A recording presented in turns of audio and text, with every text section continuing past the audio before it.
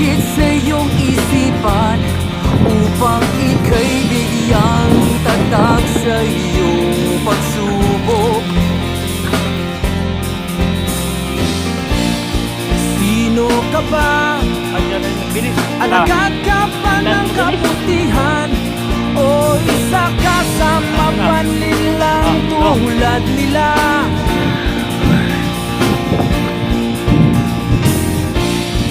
Wangis halimaw, ngunit puso mo ay tapat o ipamalas mo